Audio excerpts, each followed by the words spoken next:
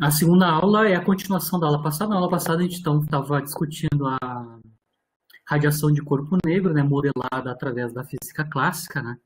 A gente gastou a aula inteira para mostrar que a radiância espectral prevista pela mecânica, pela física clássica, diverge com a frequência ao quadrado, né? E a gente tem a catástrofe do ultravioleta, né? Então, não consigo descrever corretamente o espectro de corpo negro via teoria clássica. Então, o que eu vou fazer na aula de hoje é a teoria de Planck, né? Ou seja, como é que o Planck atacou esse problema, como é que ele resolveu o problema da divergência, né? Com potência quadrática da frequência. E a gente vai ver que, na verdade, ele alterou a forma como a energia é encarada nesses processos, né? Ela vai deixar de ser uma quantidade contínua para ser uma quantidade quantizada.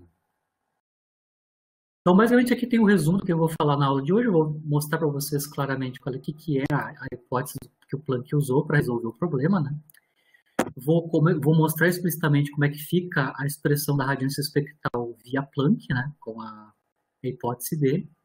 E a gente vai conseguir mostrar que a expressão que ele obtém para a radiância espectral corresponde a toda a fenomenologia que a gente tem para corpo negro. Ou seja, eu consigo descrever lei de deslocamento de Wien e lei de Stefan Boltzmann a partir da radiância espectral calculada pelo Planck. Eu vou fazer ainda uma aplicação da teoria do Planck, do ponto de vista da energia média, né?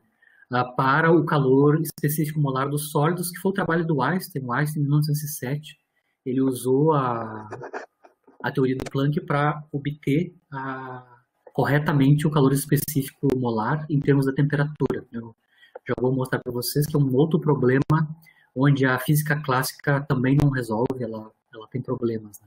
E a gente vai fazer uns exercícios de fixação para arrematar essa parte de radiação de corpo negro e lei de Planck no finalzinho. Então, lembrando, se vocês lembram como é que a gente calculou do ponto de vista clássico a radiância espectral, ela tinha dois ingredientes, né? O ingrediente era a energia média da onda eletromagnética e o número de modos. Basicamente, eram só esses dois ingredientes básicos para calcular a radiância espectral. Então, se eu quero alterar aquele formato da radiância espectral, aquela dependência com a frequência, eu vou ter que alterar no mínimo um dos ingredientes do cálculo clássico, certo? Ou seja, eu tenho que alterar pelo menos ou a energia média, ou o cálculo do número de modos, ou ambos, tá? A ideia que o Planck seguiu é trabalhar em cima da modificação da energia média. Ele vai manter, então, a contagem do número de modos da radiação eletromagnética dentro da cavidade, como é o caso clássico, com a contagem clássica, e vai tentar estudar uma alteração na energia média.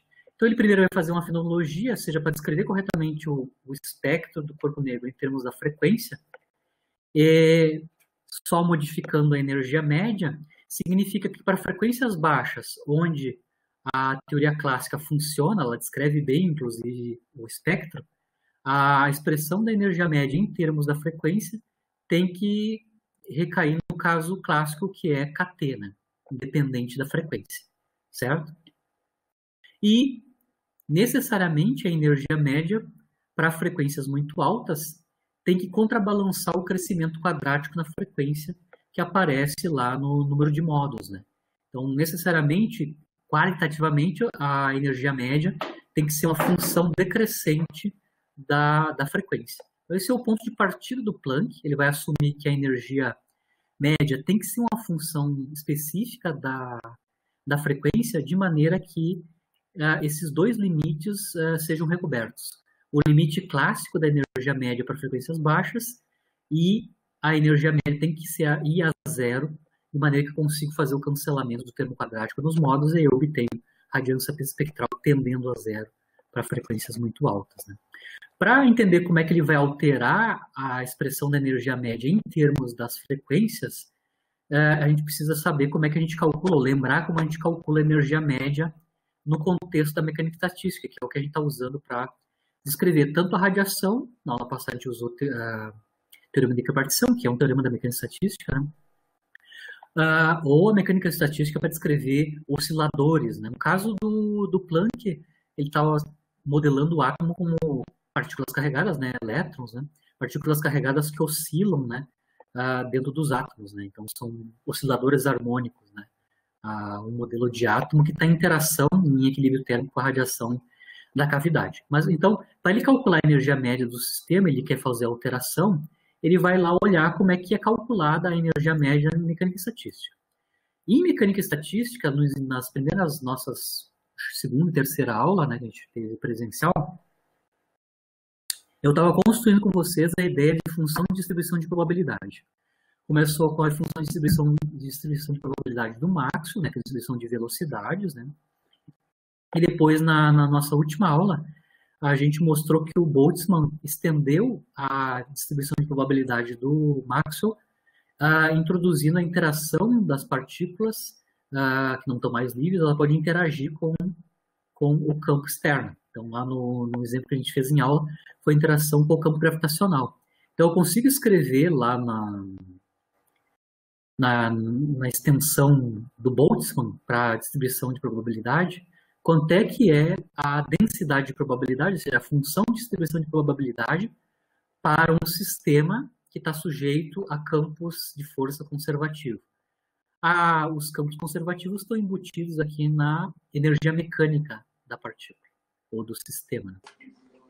Então, na mecânica clássica, a função de distribuição de probabilidade depende da energia explicitamente, né? Na verdade, depende do espaço de fase, né? Depende da posição e do momento, espaço de fase. Mas para o oscilador harmônico, que é o caso que a gente está utilizando aqui, eu posso reescrever o espaço de fase, porque o espaço de fase para osciladores harmônicos é simplificado, são elipses, né?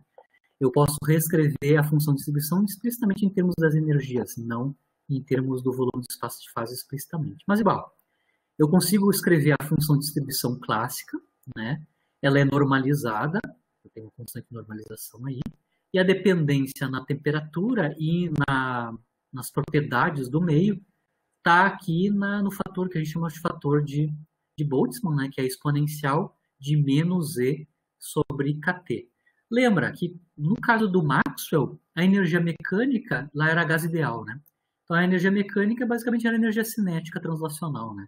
Então, aí aqui era a energia cinética.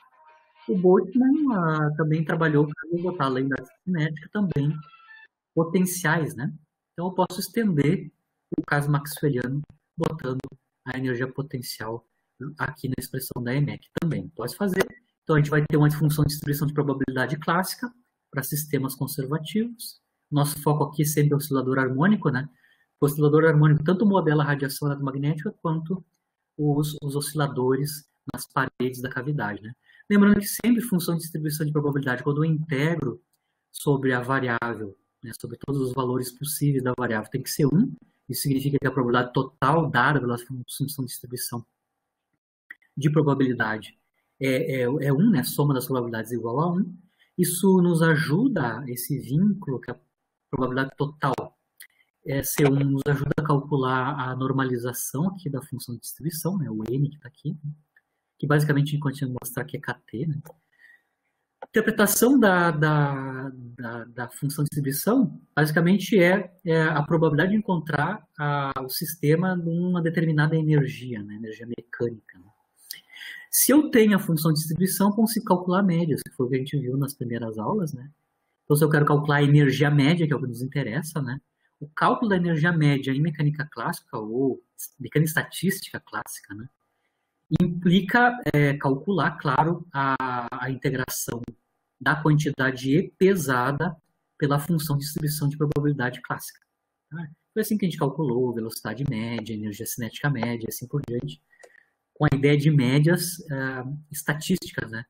Da média de uma certa observável, mediada, pesada, pela função de distribuição de probabilidade.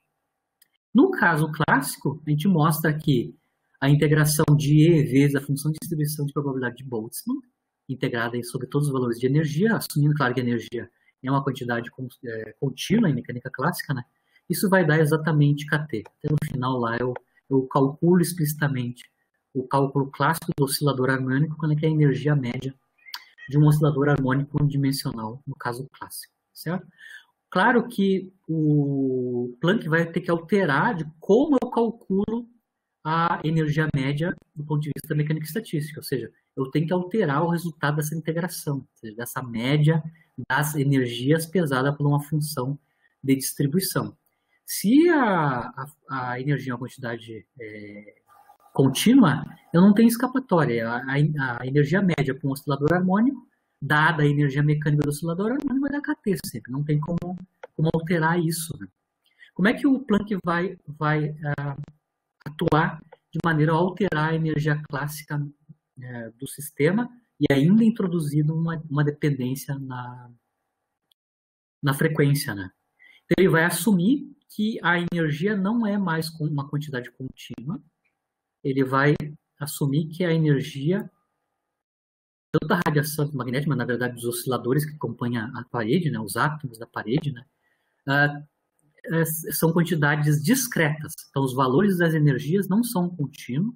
Eu tenho uma série de energias, sabe, onde a energia é escrita em termos de números inteiros de uma certa quantidade, que depende da frequência, que é o ΔE. Essa é a hipótese de Planck, tá? Ele está assumindo que a energia não é contínua, é quantizada, ou seja, ela existe em números inteiros de um certo valor, e esse valor, que é o ΔE, depende da frequência, no caso do Planck.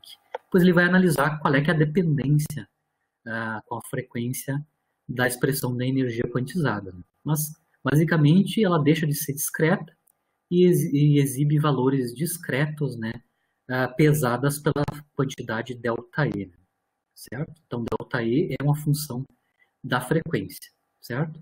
Nota que quando eu discretizo a energia dos osciladores, né, e tu comparar qual é que é a distância entre uma energia e outra discreta, né?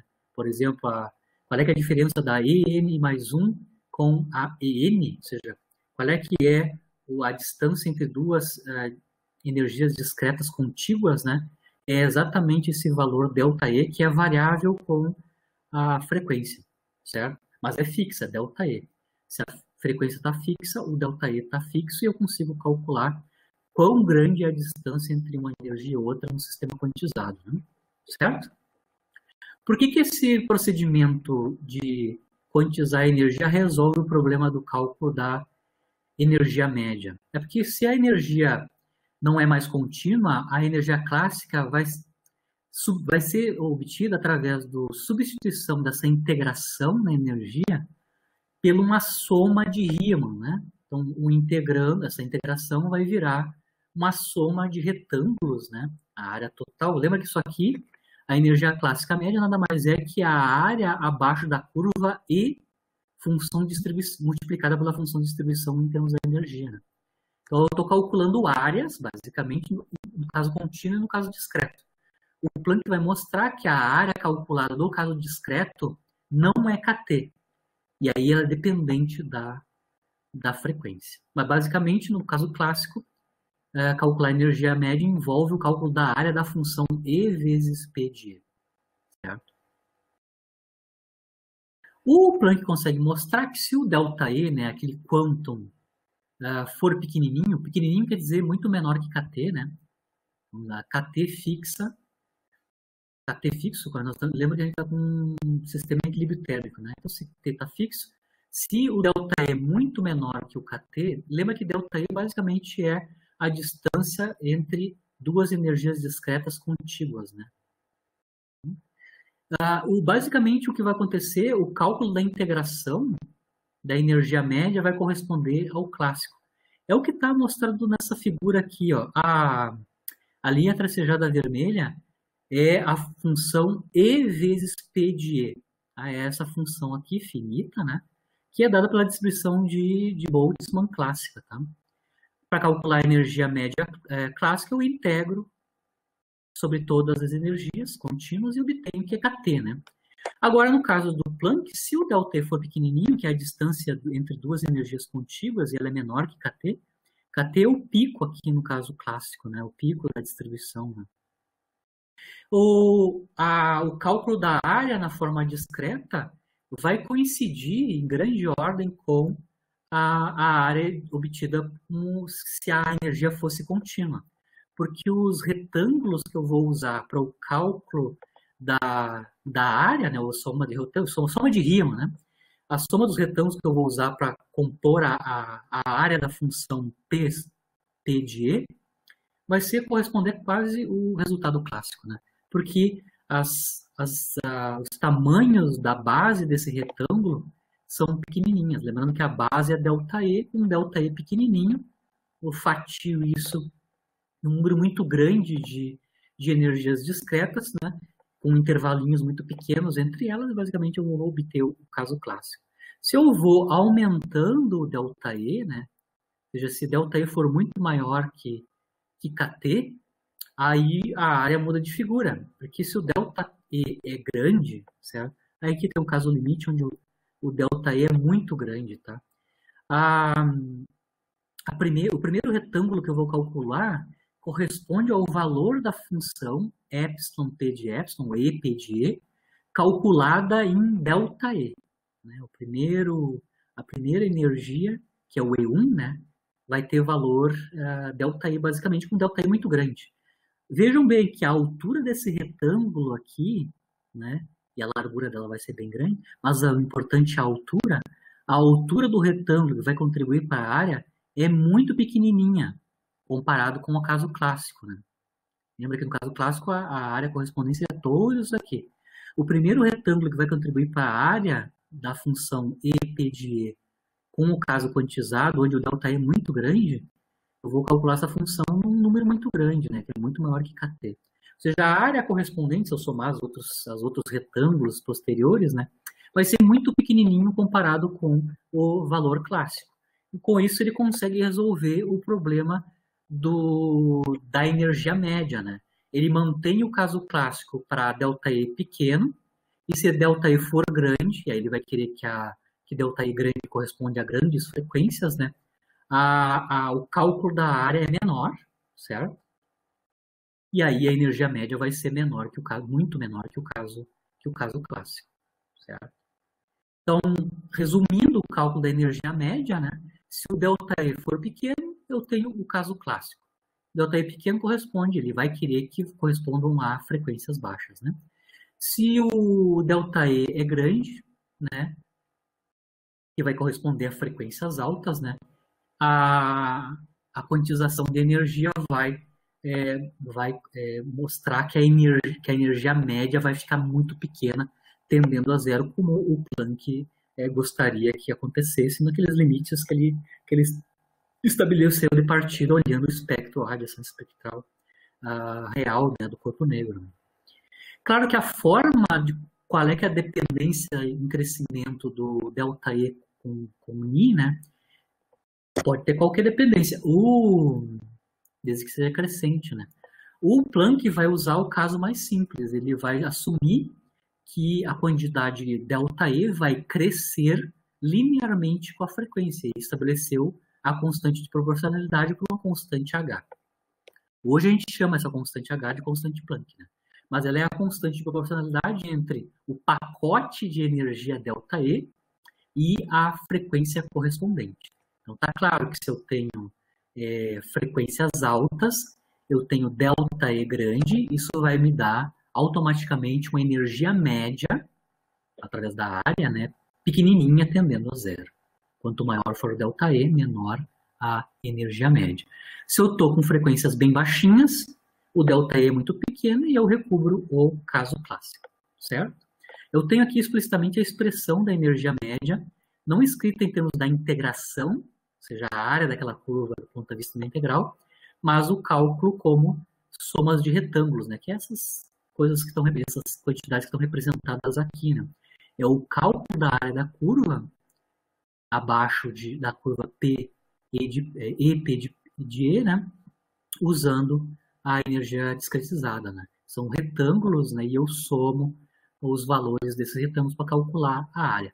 A base de cada retângulo é ΔE, e a altura é o valor dessa função aqui calculada no E correspondente, na energia discreta que eu estou correspondendo. E1, E2, E3, E4 e assim por diante, né? e soma esses retângulos para calcular a área. Então ele fechou a ideia. Se ele quantiza a energia, ele consegue reescrever o cálculo da energia média. E se ele usa esse modelo aqui linear para o tamanho do quantum, é a hipótese mais simples para resolver o problema, certo? Aqui eu estou escrevendo o cálculo explícito da energia média em termos dos somatórios, não das integrações, né? Basicamente ali eu tenho a integral da energia pesada pelo fator de Boltzmann integrado em dE, né? Aqui na forma de somas, né, eu vou somar de n igual a zero até infinito, cada valor discreto da energia, multiplicado pela exponencial, onde a energia é a energia discreta é E. Isso é E vezes P de E para cada valor de energia discreta, né? Multiplicado, claro, pelo tamanho da largura de cada retângulo, que é ΔE, para uma frequência fixa, claro, né? Aqui embaixo, basicamente, é aquele fator n lá, que é obtido a partir da normalização da função de distribuição, né? Mas aqui é o cálculo explícito da energia média, em termos de somas, né? Usando valores discretos da energia. Eu abri o somatório para ver claramente o que são os termos, né? Claro, para o n igual a zero, como a energia é igual a n vezes ΔE, n igual a zero não vai ter contribuição nenhuma, então é zero, né? A partir do E1 começa a contribuir, né, explicitamente. O ΔE, claro, é cancelado, ele é fixo para frequência fixa, né, ele não aparece mais na razão. Então, basicamente, eu tenho aqui a escrita explícita da quanto é que vale a energia média se eu discretizar a energia, certo? Claro que aqui o valor da N, da energia índice N, é NHNI, então ele está assumindo a dependência linear na frequência. Eu vou só usar uma variável auxiliar aqui, que é alfa, que é HNI sobre KT. Por que eu vou usar HNI sobre KT? Porque basicamente é os termos, né, que aparecem junto com a energia, perdão, aqui na expressão do fator de Boltzmann, né? No fator de Boltzmann, lá em cima eu tenho EN, mas EN é N ΔE, onde ΔE é H vezes a frequência, né? Então, basicamente, o EN é NHNI, né? Então, eu posso ver que lá em cima, acompanhando o índice N, eu tenho uma quantidade que é HNI sobre KT. Isso eu vou usar depois para simplificar as integrações, né, posteriores. Mas é basicamente o que está acompanhando o índice N aqui na expressão dos ENs, né? Se a gente fizer isso, ou seja, bota aqui a expressão do EN, né, eu posso escrever, vocês conseguem ver que eu consigo escrever a energia média agora na forma quantizada do Planck, né, alterada, como HNI, eu vou fatorar nas energias o HNI, né, e o que sobrar, sobrou, né, uma função dessa variável alfa que eu mostrei aqui, né, que é a que aparece aqui no fator de Lorentz, no fator de Boltzmann, né? Então, o G de alfa aqui, basicamente, é a razão desses somatórios que eu mostrei aqui para vocês, né? Os ΔEs já se cancelaram e eu, basicamente, tenho uma razão de somatórios, né? Em termos de N, o primeiro somatório é N vezes exponencial, e o somatório no denominador é só a exponencial de N alfa, né? Mas é trivial, tá? Olhando a expressão aqui, e substituindo E de N, escrito em termos de N e de HNI, vocês conseguem ver que a energia média pode ser escrita desta maneira, onde eu tenho uma função de alfa, que é resultado dessas razões de somatórios, né? A gente pode trabalhar um pouquinho mastigar esses somatórios, de maneira a obter uma expressão analítica de alfa. Eu vou mostrar os passos, tá? Eu posso reescrever essa razão de somatórios, o G de alfa, como sendo negativo menos a derivada em alfa do logaritmo do somatório e da E na menos N alfa. Vocês conseguem ver que isso é verdade, né? Então, se eu tomar a derivada do logaritmo, eu vou obter o inverso do argumento. O inverso do argumento é basicamente o que está aparecendo aqui, é o denominador, né? Quando eu derivo em alfa o argumento, eu derivo em alfa, eu vou cair um N aqui, né? Com isso eu obtenho o numerador. Então, eu consigo construir tanto o numerador como o denominador usando esse truque matemático, né? Reescrevendo aquela razão de somatórios como sendo menos a derivada em alfa do logaritmo desse somador, um somatório apenas, né? O efeito disso é trabalhar com dois somatórios, né? Trabalhar com um único somatório, certo? Esse somatório que restou como argumento do logaritmo, por milagre, né? Por questões da natureza, né? Você jogou os búzios, né? Esse somatório é exatamente a expressão da série de Taylor, claro, para alfa pequeno, né? Exatamente a série de Taylor da função 1 menos e na menos alfa. Então, se eu somar de n igual a 0 até infinito, e na menos n alfa, basicamente isso vai te dar a função 1 sobre 1 menos e na menos alfa, a sua série de Taylor. Então, o passo aqui seguinte é entender que o que sobrou dentro do argumento do logaritmo, basicamente é a série de Taylor desta função analítica de alfa, certo? Claro, para pequeno alfa, né? Se eu faço a derivação em alfa do logaritmo, eu obtenho como resultado final isso. Então, aquela função complicada dos somatórios g de alfa, na verdade, ela simplifica com uma função trivial que é 1 sobre e na alfa menos 1. E aí, finalmente, o Planck consegue escrever a energia média em termos da frequência no modelo dele, né, onde o quantum cresce linearmente com a frequência, certo? É hν, aqui é hν no numerador, multiplicado por g de alfa é essa quantidade aqui, né, 1 sobre e na alfa, escrevendo alfa explicitamente, menos 1, certo? Vejam bem, aqui a energia que o Planck construiu, a energia média dos osciladores da radiação eletromagnética, que o Planck construiu, é função explícita da frequência. E automaticamente consistente com o valor da energia média que deve descrever corretamente o espectro realístico do corpo negro, né, que ele está interessado. Ele vai substituir, então, essa energia média usando a quantização da energia na expressão anterior, já clássica, né, para calcular a radiância espectral, né? Lembra que a radiância espectral é a densidade espectral, e a densidade espectral é o produto da energia média pelo número de modos. A gente está mantendo o número de modos igual, né? Então, a gente só está alterando o valor da energia média na conta do Planck, né? Vocês conseguem ver da expressão que a gente tem aqui em cima, perdão, da expressão que a gente obteve ali, a gente recobre exatamente os limites que a gente quer, né? Para frequência muito alta, ou seja, Hν muito maior que Kt, certo? Hν muito maior que Kt, esse expoente aqui é grande, né? Esse expoente grande ele domina sobre, essa exponencial domina sobre o 1, e basicamente eu posso desconsiderar o 1 ali no denominador, né? E o comportamento é esse com a frequência, Hν multiplicado pela exponencial decrescente de Hν. Né? Para Ni alto, obviamente isso aqui vai a zero para o valor da energia média, como o Planck quer, né? E aí vai controlar a catástrofe do ultravioleta que acontece no caso clássico. Para Hν pequeno, eu posso expandir a exponencial, né, em série de Taylor até segunda ordem aqui, né?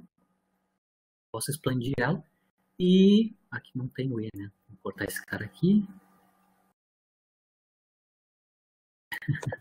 Basicamente, é Hν sobre Kt, né? Basicamente vai te dar a Kt, que é o resultado clássico, né? Então, da expressão, eu consigo checar os dois limites, né? Para frequências altas e para frequências baixas, eu obtenho o esperado para as energias médias. Seguindo o baile, recalculo, então, a radiância espectral em termos da energia média, agora com energia quantizada, né? Eu vou obter que agora eu vou mudar a cara da radiância espectral. Agora ela vai ter uma dependência com Ni ao cubo e não Ni ao quadrado no numerador, e aparece esse fator novo aqui embaixo, né, que advém do resultado justamente do cálculo da energia média, usando energia quantizada tanto para a radiação eletromagnética quanto para os átomos, né, os radiadores na cavidade, certo? Claro que o Planck determinou, a partir da comparação com a fenomenologia de campo negro, do corpo negro, ele conseguiu obter qual é o valor da constante H. Na verdade, tanto o H quanto o K de Boltzmann. O Boltzmann uma das primeiras pessoas a medir experimentalmente a constante de Boltzmann K, né? Justamente usando a descrição da radiação de corpo negro, do espectro, né? Radiância espectral a partir da frequência na sua teoria nova, onde ele quantizou a energia para resolver o problema, né? O valor numérico atual da constante de Planck é um número pequeno, em unidades de SI, né? Ele tem unidades de momento angular, né? Energia vezes tempo, né? Isso tem unidade de momento angular, L, né? Mas é pequeno do ponto de vista clássico, né? 10 a menos 34 joules segundo. É a ordem de grandeza da constante Planck, uma constante pequenininha, né? Do ponto de vista macroscópico, né? Mas aqui ele alterou, então, a radiância espectral e automaticamente ele consegue descrever as características corretas do corpo negro, claro, ajustando o valor da constante H. E assim por diante.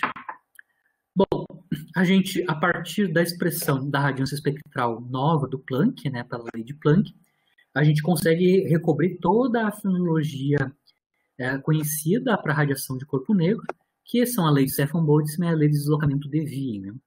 Então, aqui eu vou recalcular a intensidade, que é potência por unidade de área emitida por um corpo negro, né?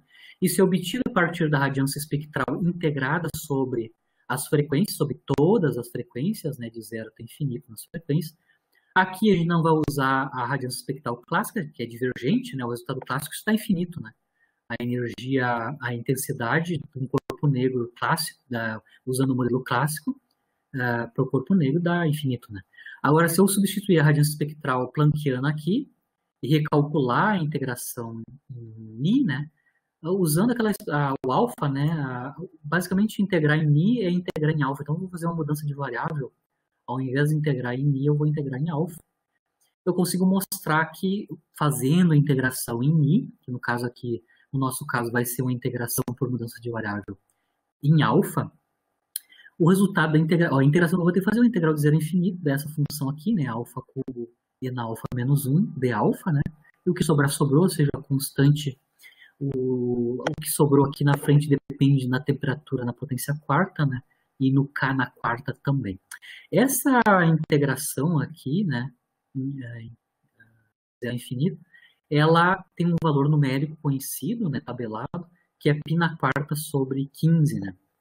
Então, eu consigo calcular numericamente quanto é que é a intensidade usando a radiância espectral planckiana, certo? Eu vou ter dependência T na quarta, que é a lei de Stefan-Boltzmann, né? E o interessante é que no caso do Planck, eu consigo escrever ou reobter a constante de Stefan sigma em termos do K, do C e do H. Ou seja, em termos de constantes universais, né? A constante de Planck, H, a velocidade da luz no vácuo e a constante de Boltzmann. Então, a constante de Stefan é escrita no modelo planckiano, né? É escrito em termos das três constantes físicas, né? H, K e a velocidade da luz, né? Isso caracteriza qualquer teoria quântica de campos, né? O C, o K e o H são as constantes mínimas padrão que tem que aparecer se você está quantizando relativisticamente objetos, né? O relativístico está no C, a descrição estatística está na forma do K e a quantização está na forma da constante de Planck, né? Então aqui está explícito, consegui coletar ali quanto é que é a constante de Stefan escrito em termos das quantidades físicas HKC, né? Certo? Lembrando que o Boltzmann foi o Planck foi o primeiro a determinar empiricamente o valor numérico, né, valor experimental da constante de Boltzmann, certo? Usando o modelo da radiância espectral. Além da lei de Stefan-Boltzmann, eu consigo também mostrar a lei de deslocamento de Wien a partir da radiância espectral em termos da frequência, né? Para fazer isso, eu preciso saber qual é que é o valor máximo de pico, né, ou seja, qual é que é a frequência que corresponde ao máximo da radiância espectral nova, né, calculada pelo Planck, que tem esta cara aqui, né. Isso vai corresponder na variável, não em frequência, mas na variável alfa, né, a fazer teste da derivada primeira, né, ou seja, a alfa que corresponde ao máximo dessa função aqui, né. Então, eu vou fazer o teste dos extremos, determinando os extremos dessa função de alfa, né, a derivada em alfa dessa função. É uma derivada da razão, né? Eu consigo calcular, eu fatoro o alfa quadrado aqui. Isso tem que ser zero, né, para o teste da derivada primeira, certo? E aí eu consigo determinar os pontos extremos. Um deles é claro aqui, né? Alfa igual a zero é um ponto dos extremos, que é o mínimo da função lá, né? E o que nos interessa, que é a frequência, o alfa máximo, né? Está associado com a solução dessa equação algébrica não linear que está aqui. Tá? O alfa, que corresponde ao valor de máximo, é o resultado, né? É o resultado desta equação. Essa equação não é uma equação polinomial, né? É uma equação que envolve uma função exponencial, né? da variável alfa. E multiplicação do alfa pela exponencial. Né? Então, ela só pode ser calculada numericamente, tá? Eu calculei numericamente usando o Wolfram Alpha, né? O que é o Wolfram Alpha? Vocês conseguem calcular, fazer contas numéricas e contas algébricas também, né? Tanto integração, derivação, uma série de coisas matemáticas, né? Online, sem precisar baixar, né, o programa, no site do Wolfram Alpha, tá? Eu calculei quanto é que é a solução dessa equação algébrica não linear. Para não gastar o nosso tempo aqui, eu vou fazer só mostrar uma vez para vocês o que é o site, tá? Mas eu consegui calcular para vocês quanto é que é o valor de massa. A solução dessa equação corresponde, né, a 2,82, basicamente. Então, eu consigo calcular o alfa de máximo. Se eu tenho o alfa de máximo, eu consigo calcular o ni correspondente ao máximo, né? Eles são proporcionais, né? Então, eu consigo mostrar que a frequência de máximo, que está associada ao alfa máximo, né? Claro, é linear com a temperatura, está claro aqui, né? E o valor de máximo escrito em termos das constantes físicas K e H, né? Então, o alfa máximo é 2,82, e lembra que isso aqui tem que multiplicar por Kt e dividir por H, né? Então, aqui está a dependência explícita do Ni máximo em termos do alfa máximo, né? Consigo calcular numericamente, claro, usando as constantes universais, e a gente obtém o caso do deslocamento de Wien para a frequência máxima, né, que a gente mostrou na aula passada. Eu posso fazer o mesmo procedimento para o máximo da radiância espectral calculada em termos do número de onda, né, o comprimento de onda, perdão. Como é que eu vou calcular a radiância espectral em termos do comprimento de onda lambda? Bom, eu vou partir da interpretação do que é a radiância espectral, no caso aqui em termos do comprimento de onda, né? Então tem que ser a potência por unidade de área por unidade de comprimento de onda emitida pelo corpo negro, né? Potência por unidade de área por unidade de comprimento de onda. Ou seja, é esta função aqui, né? É a derivada da intensidade em lambda, tá? Eu posso calcular usando a regra da cadeia, né? Então, a gente lembra que tem uma relação entre frequência e comprimento de onda, estão inversamente relacionados, né? Usando a regra da cadeia, eu consigo escrever a DI de lambda em termos do DI de Ni. O DI de Ni nada mais é que a radiância espectral em termos da frequência, né? Então, eu consigo mostrar aqui pela regra da cadeia que a radiância espectral em termos do comprimento de onda é trivial, é só calcular, substituir μ por C sobre lambda na radiância espectral em termos da frequência e multiplicar por C sobre lambda quadrada, e eu tenho a dependência em lambda da radiância espectral. Ela tem uma dependência que cai com lambda na quinta, e eu tenho ainda aqui o fator E na HC sobre lambda KT aparecendo no denominador aqui. Mas o termo principal aqui decresce com lambda na quinta, e isso, claro, vai dar a forma correta, tanto em lambda pequeno quanto em lambda grande, para o espectro em termos de lambda. Então, eu consigo calcular também a radiância espectral em termos do comprimento de onda usando a fórmula de Planck, explicitamente só por cálculo, né, na definição de radiância espectral em termos de lambda. Se eu quiser calcular o comprimento de onda máximo, né, eu pego essa expressão da radiância espectral em termos de lambda e calculo o ponto de máximo, né, ou seja, faço teste dos extremos, né, e calculo numericamente o lambda de máximo. Eu vou fazer nos bônus, né, o cálculo numérico. Também, de novo, quando eu imponho, eu vou ter que resolver uma equação que é não linear, né, algébrica não linear, e tem que ser feita numericamente, né. Mas, de novo, eu vou obter no resultado numérico a constante B, que aparece na fonologia da deslocamento de Wien na forma do comprimento de onda máxima, né? Ela, de novo, a constante B, né, também, novamente, é escrita em termos das constantes físicas, né, H, C e K no modelo do Planck, né, usando a fórmula de Planck para a radiância espectral. Tá? Então, resumindo, com a fórmula de Planck, eu descrevo corretamente a forma do espectro de corpo negro e recubro todas as leis fenomenológicas, né, da radiação de corpo negro e mostro que as constantes empíricas que aparecem lá podem ser escritas em termos de quantidades universais, que são as constantes H, C e K. Né?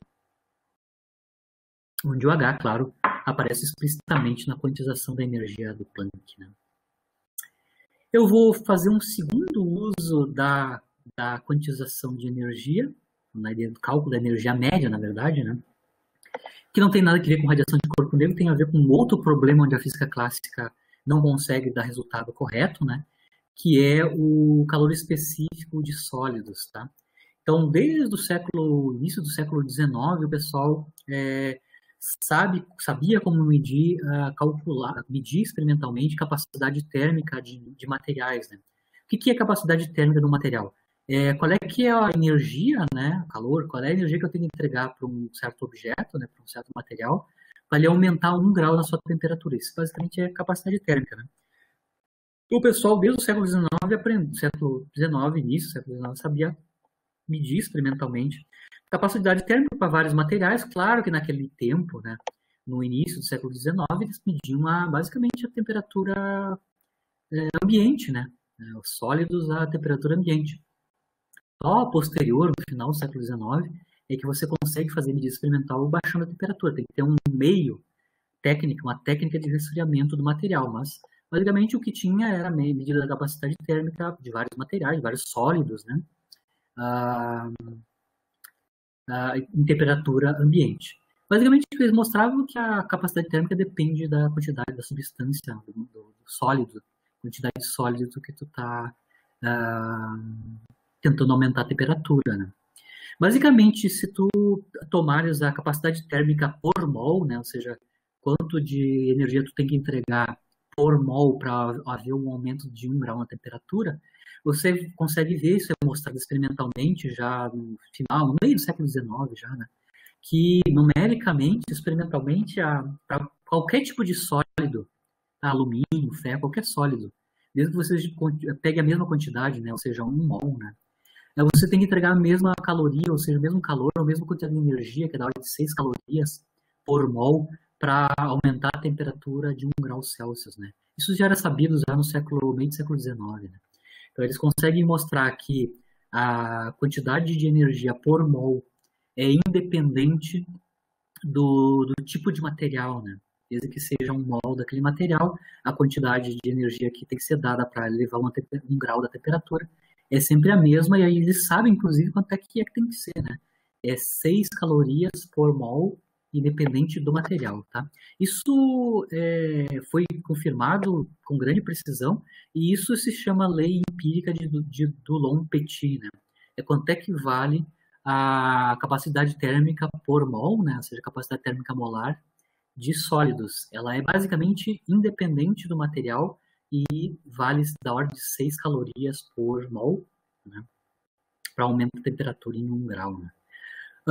A lei empírica de Dulong-Petit, ela pode ser descrita classicamente, ou seja, se tu modelares o teu átomo do sólido, né, por osciladores harmônicos, né, independentes, né, ou seja, o sólido está sendo modelado de maneira simplística, né, como partículas carregadas que estão vinculadas a morar dentro da rede cristalina do sólido, né, mas eles podem vibrar com certa frequência. Tu pode fazer um modelo simplificado do sólido que é o sólido ser modelado por um conjunto de 3 osciladores harmônicos, né? Aí tu pode fazer se as frequências são independentes ou não, mas o caso mais simples é assumir que as frequências são parecidas, né? Ou iguais em cada direção. Mas, basicamente, a ideia clássica é o modelo do sólido como sendo o átomo do sólido sendo modelado por um conjunto de osciladores tridimensionais, onde a gente conhece a física clássica do oscilador unidimensional. Então, eu vou modelar o átomo de um sólido pelo um oscilador harmônico tridimensional, né? No caso, a gente já conhece o cálculo da energia média de um oscilador unidimensional, a gente já mostrou na aula passada, né? É KT, tá? Seja porque o oscilador harmônico tem 2 graus de liberdade, né? Um que tem a ver com a energia cinética e outro com a energia potencial elástica, né? Cada um desses contribui com 1,5 de KT para a energia média, né? Dando KT para a energia média total do oscilador harmônico unidimensional. Se eu tenho um oscilador harmônico tridimensional, a energia média, né, vai ser, independente da frequência em cada direção, né, vai ser 3 vezes KT, obviamente. Né? Então, a energia média de um oscilador clássico, né, a energia média clássica de um oscilador tridimensional, que está modelando os átomos do meu sólido, é 3 vezes KT, por teorema da conservação de energia ou pela conta explícita da energia de um oscilador harmônico usando a distribuição de Boltzmann. Bom, se eu tenho a energia média do oscilador harmônico 3D que modela os átomos do sólido, eu consigo calcular qual é que é a energia interna do átomo, total do átomo. Né? A energia interna de um sistema, né, que aqui é escrever a energia interna dos sólidos, né, com N átomos, né, a gente calculou como a gente fez no gás ideal. Né? A energia interna do sólido é número de átomos, ou seja, número de partículas, número de átomos vezes a sua energia média correspondente. No caso, cada um dos N átomos do sólido tem 3 kT de energia. Com isso, eu faço uma continha aqui. Eu lembro que a constante de Boltzmann pode ser escrita em termos da constante R, né? E do número de Avogadro, né? E lembrando que N, o número de partículas por o número de Avogadro, isso é o número de moles, né? Então, de maneira, na física clássica, assumindo que eles são osciladores harmônicos 3D, a energia interna do sólido é 3nRT, ou seja, é linear com a temperatura aqui, né? Onde o R é da ordem de 2 calorias por grau centímetro por mol, é a constante dos gases ideal lá. Né? Mas, basicamente, a dependência da energia interna é linear na temperatura e no número de moles, né? Se eu tenho a energia interna do sólido, eu posso calcular explicitamente o que é chamado o calor específico molar do material, ou seja, é a capacidade térmica por unidade de mol, né? Quantos moles tem por mol, né? A volume constante aqui, né? Como eu estou com um sólido, faz sentido calcular o calor específico molar a volume constante, porque o sólido não se deforma, né? Então, eu consigo calcular o calor específico molar. Aqui está a expressão do calor específico molar vindo da termodinâmica. Basicamente, da primeira lei da termodinâmica, a relação entre a capacidade térmica, né, e a taxa de variação com a temperatura da energia interna. Então, basicamente, calor específico molar, certo? A volume constante, que é o caso dos sólidos, né? É 1 sobre o número de moles, né? Então, a capacidade térmica por número de moles, taxa de variação da energia interna do sólido pela temperatura, né, em função da temperatura, para volume constante, claro. Né? Se vocês fizerem a derivada aqui, né, da energia interna em termos da temperatura, o que sobra é uma constante 3R. Né? Então, basicamente, eu consigo mostrar que, no caso clássico, o modelo simplificado do oscilador harmônico tridimensional, no caso clássico, recobre a lei do Lompetit, né, que nos diz que o calor específico molar para sólidos é independente do material, do tipo do material, ou seja, do átomo que eu estou considerando desse sólido, e é sempre o mesmo valor numérico. Isso vale sempre para a temperatura ambiente, isso é mostrado verdadeiro. Ou seja, o caso clássico, mesmo no caso mais simples, já corresponde ao experimento à temperatura ambiente. O problema acontece quando os experimentais começam a medir calor específico, capacidade térmica, em baixas temperaturas. Então, tem toda uma rota experimental de como é que você consegue fazer resfriamento dos sólidos, né, para fazer medição da capacidade térmica, né? Então, já no final do século XIX, 1870, né, já estava chegando a técnicas experimentais que conseguiam abaixar a temperatura do sólido até menos 50 graus centígrados. Então, o pessoal conseguiu medir capacidade molar, capacidade térmica, né, do diamante, do boro, do silício, a essas temperaturas, menos 50 graus. Né? O que já foi obtido em menos 50 graus é que o valor da capacidade térmica molar é muito, muito pequena comparado com as 6 calorias advindas da lei de Dulong-Petit. Isso foi confirmado ainda para temperaturas cada vez mais altas ainda. Então, lá mais finalzinho do século XIX, se inventou um sistema que usa ar líquido, você consegue liquefazer o ar, né? E com isso usar um sistema para resfriar material, né? E o resfriamento do material que se conseguiu no final do século XIX a essa temperatura, menos 200 graus centígrados, tá? E confirmando que os resultados do calor específico molar continuam dando sempre muito, muito menor que o esperado do caso clássico, né? Na altas temperaturas ambientes, né? Isso significa claramente que do ponto de vista experimental, o calor específico molar dos sólidos, ele é uma função da temperatura e ele tem que diminuir com a temperatura. E aí chegou o limite do valor de temperatura que consegue resfriar os sólidos, né? No limite final do século XIX, né? No final do século XIX, a gente conseguiu ter técnicas que conseguem reduzir a temperatura para muito menos que centenas de graus centígrados negativos, né? Ou seja, a gente consegue a temperaturas muito próximas do zero absoluto. Continua dando uma diminuição com a temperatura do calor específico molar, e especificamente a gente consegue mostrar experimentalmente, empiricamente, né, que quando a gente se aproxima do zero absoluto, que é o 0 Kelvin, né, em baixíssimas temperaturas, menos 270 lá vai pedrada graus centígrados, né, a gente tem o calor específico molar dos sólidos indo a zero. Isso é uma verificação experimental, tá? Dependência da temperatura, uma diminuição indo a zero para temperaturas baixíssimas, está próximo de 0 Kelvin. Né? Isso é o ponto de vista experimental, né, que existe. Então tem um problema da teoria clássica, né? O modelar o oscilador harmônico, o átomo como osciladores harmônicos, né? Clássicos não funciona, a gente perde a dependência. Não tem dependência da temperatura, na verdade, né? A gente perde a dependência da temperatura para o calor específico, né? O Einstein vai resolver esse problema, né, da dependência da temperatura do calor específico usando a ideia da quantização de energia do Planck. Qual é que é a ideia do Einstein? Isso é um paper de 1917, né?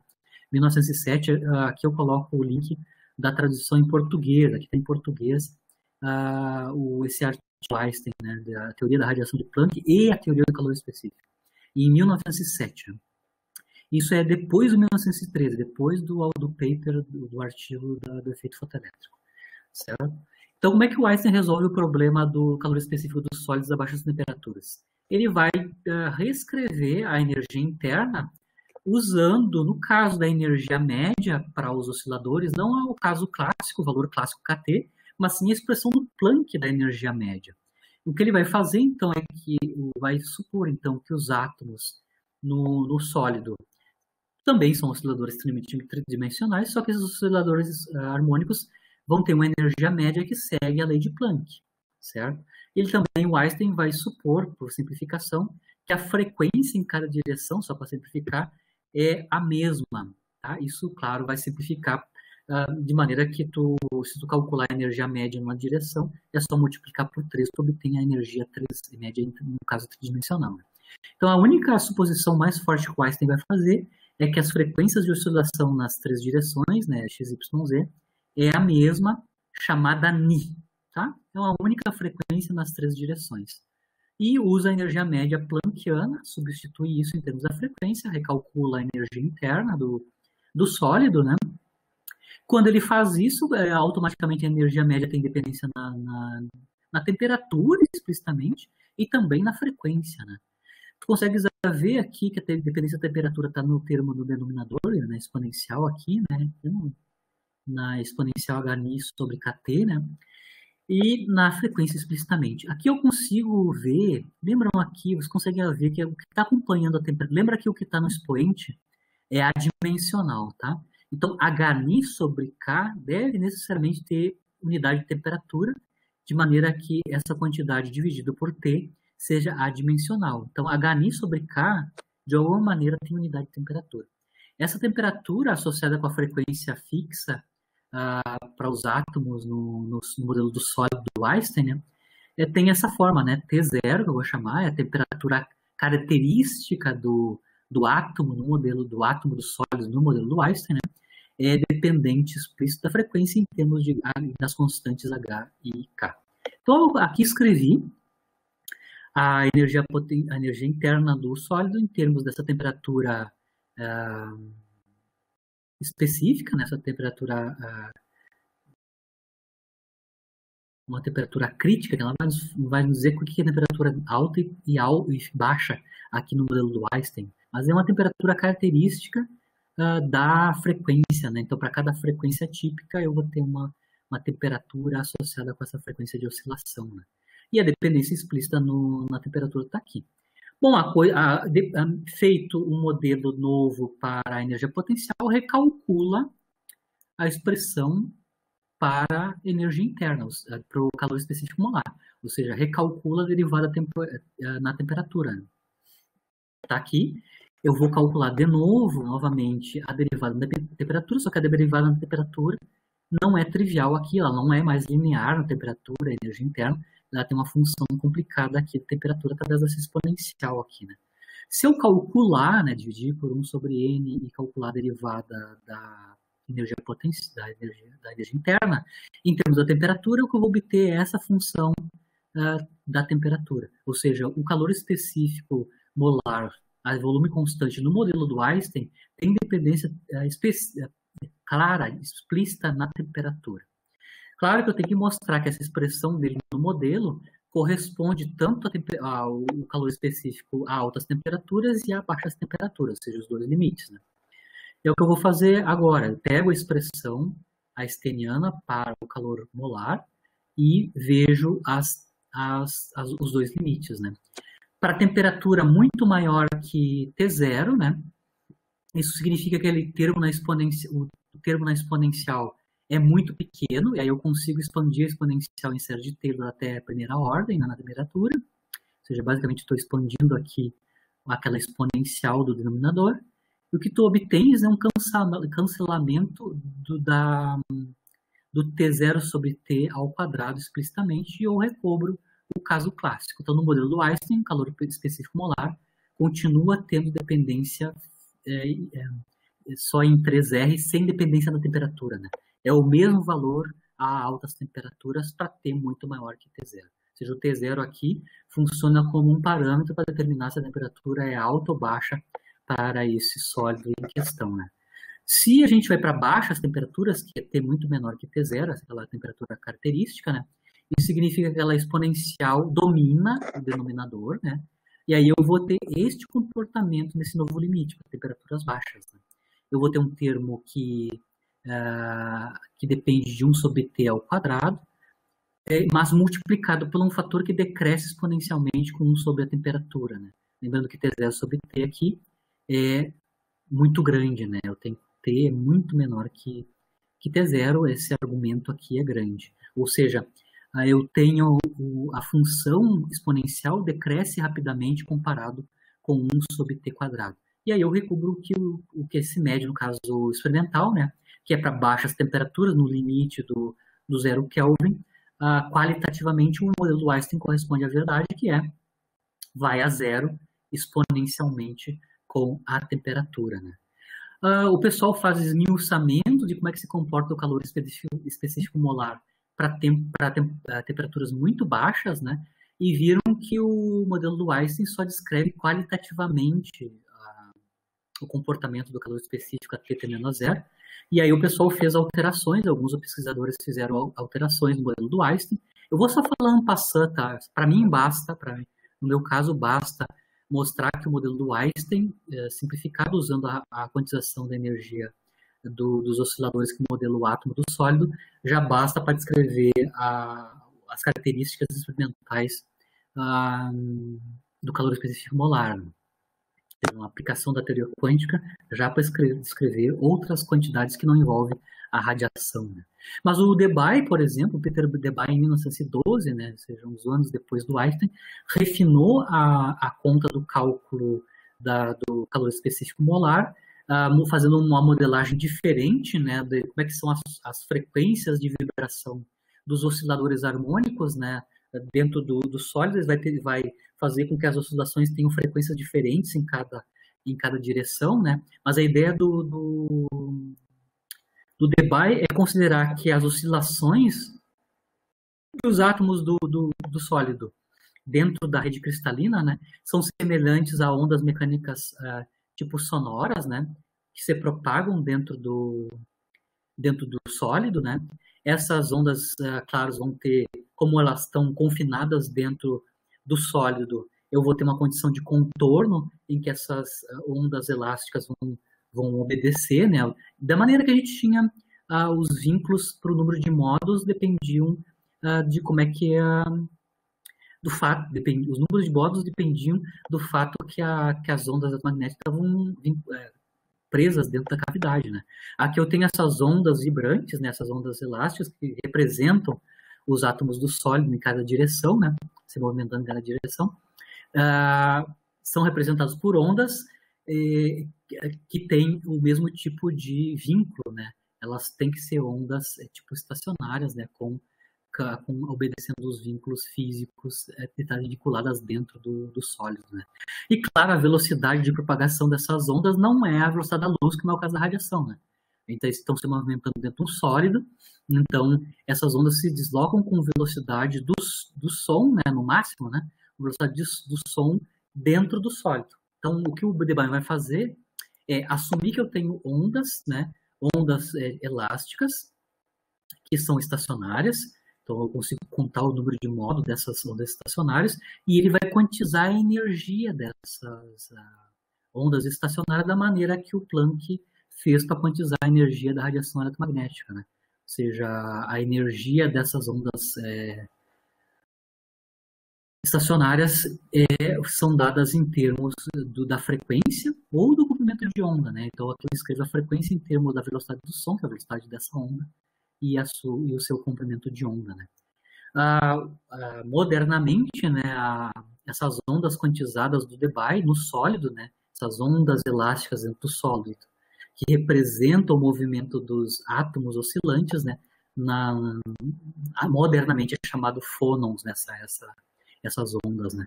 No caso do Debye, ele tem um comprimento de onda máximo, uma frequência máxima que essas ondas podem ter dentro do sólido, né? Lembra que elas estão vinculadas a viver dentro do sólido, ou seja, dentro da rede cristalina, né?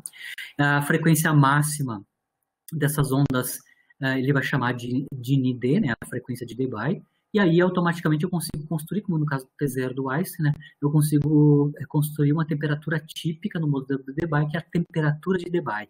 A temperatura de Debye é a temperatura associada com uma frequência de corte, que é a frequência máxima dos osciladores no modelo do Debye. Eu não vou detalhar o cálculo, ali no livro do Caruso, que a gente estava usando como livro texto, ele faz em detalhamento, né, esse modelo do Debye.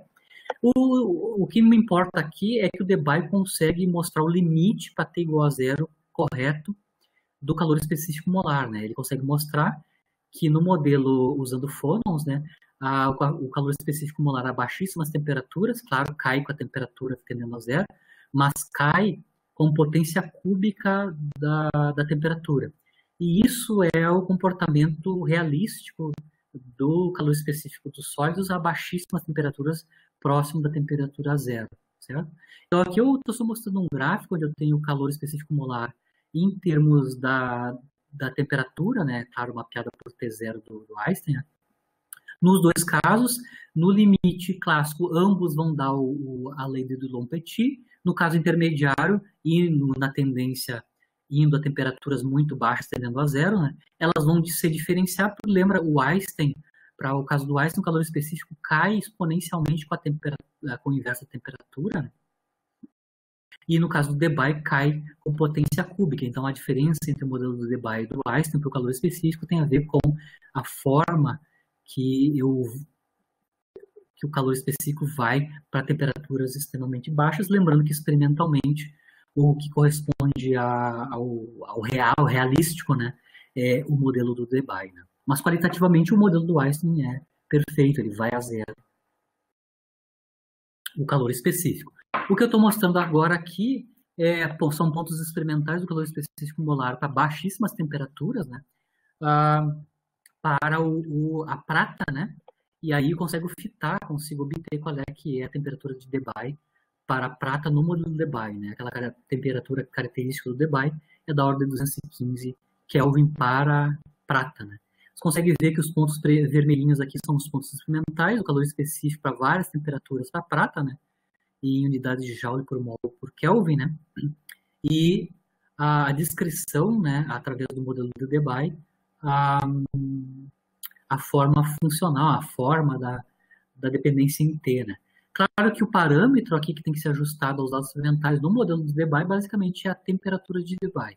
É o único parâmetro que vai entrar explicitamente aqui no cálculo do C, né, do calor específico molar. Então é só para mostrar um segundo problema físico, né, onde a física clássica não dá resultados corretos, né, e a hipótese de quantização da energia planckiana, através do Einstein, proposta do Einstein, descreve corretamente o comportamento de uma quantidade que não tem nada a ver com radiação, que tem a ver com como é que se comportam os átomos num sólido, né? Então, a quantização da energia, tanto da radiação eletromagnética quanto dos átomos que modelam os sistemas, né, que são modelados por osciladores harmônicos, né, são corretamente descritos quando eu discretizo as suas energias, obtendo valores discretos. Esses valores discretos dependem da frequência de oscilação.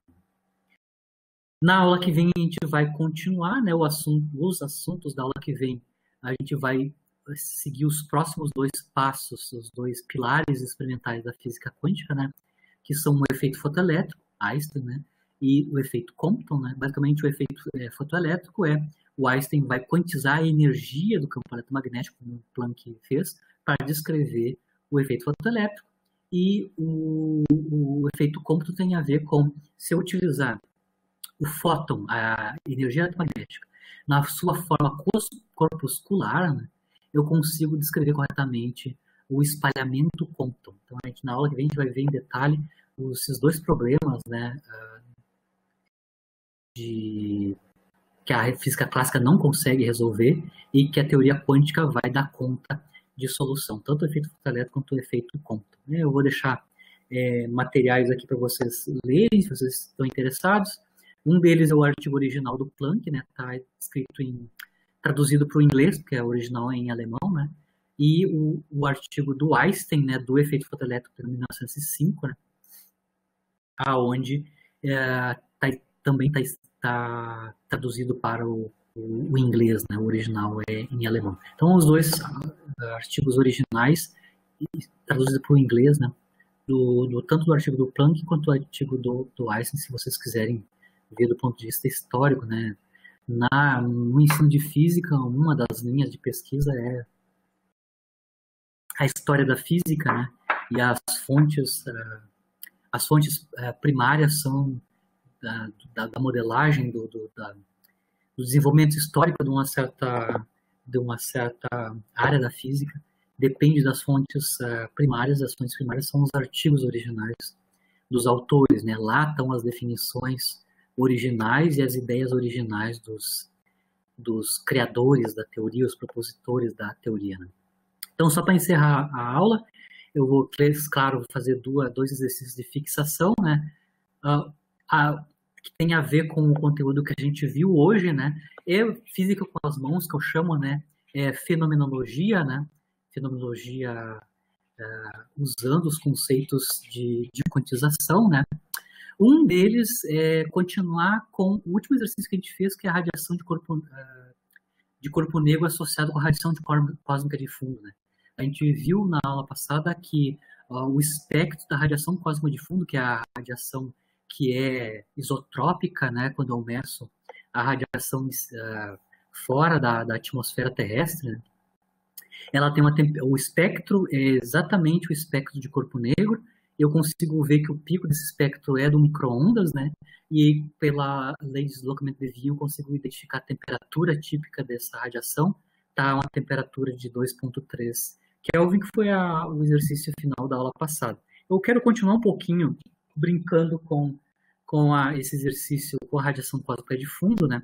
Eu queria calcular duas coisas, certo? Uma é a densidade de energia da radiação cósmica de fundo, ou seja, qual é a energia por unidade de volume, né, associada com essa radiação cósmica de fundo. Ela está preenchendo todo o universo, tá? Então, basicamente, o que eu quero calcular aqui é qual é que é a densidade de energia de todo o universo, ou seja, quanto é que é a energia por unidade de volume na forma de radiação, claro, né, de fótons, né, de radiação eletromagnética, em todo o universo, preenchendo todo o universo, e comparado com a densidade de energia da matéria visível, né, que a gente chama de matéria bariônica, né, e comparar essas duas ordens de grandeza, né, densidade de energia do campo eletromagnético na forma da radiação cósmica de fundo em todo o universo, e a parte da densidade de energia vindo da matéria, né. Bom, como é que eu vou calcular a densidade de energia da radiação associada à radiação cósmica de fundo que está preenchendo todo o universo, tá? A densidade de energia a gente vai obter a partir da densidade espectral. Lembra que a densidade espectral é uma das formas, dos fatores que entram no cálculo da radiância espectral, né? A densidade espectral é a energia por unidade de volume por unidade de frequência da radiação eletromagnética na cavidade que representa o corpo negro, né? Então, se eu estou assumindo que a radiação da CBM, né, da radiação cósmica de fundo, está modelada bem por um corpo negro, eu consigo calcular qual é, que é a densidade de energia dela. Ou seja, a densidade de energia dessa radiação é a integral sobre todas as frequências da densidade espectral. Vamos lá. Então, a intensidade da radiação cósmica de fundo, que é a potência por unidade de área, é o resultado da integração da radiância espectral. Na radiância espectral, eu tenho a densidade espectral. A densidade espectral é energia por unidade de volume por unidade de frequência da radiação eletromagnética. Se eu integrar sobre todas as frequências, eu tenho a densidade de energia da radiação eletromagnética, que eu chamo de U aqui. Mas a intensidade, pela lei de Stefan Boltzmann, tem dependência quártica na temperatura para corpo negro. Com isso, eu consigo calcular explicitamente qual é que é a densidade de energia por unidade de volume, associada com a radiação que permeia todo o universo, que é a radiação cósmica de fundo. 4/C, sigma, temperatura na quarta.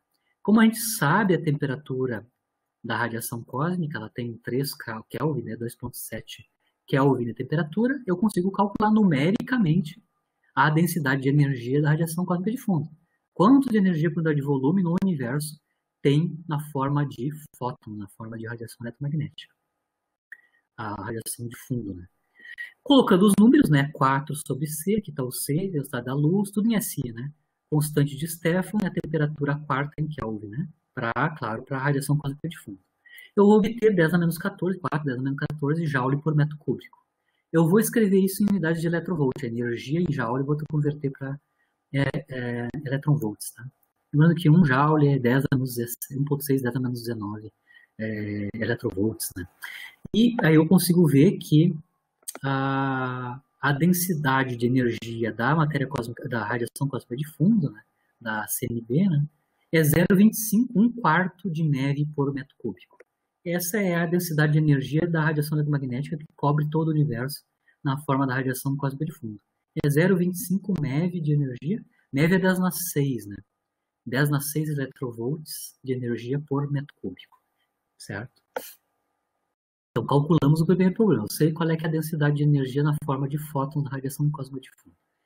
Claro que o problema não é tão simples assim, né? Além da radiação cósmica de fundo, que é fótons, né?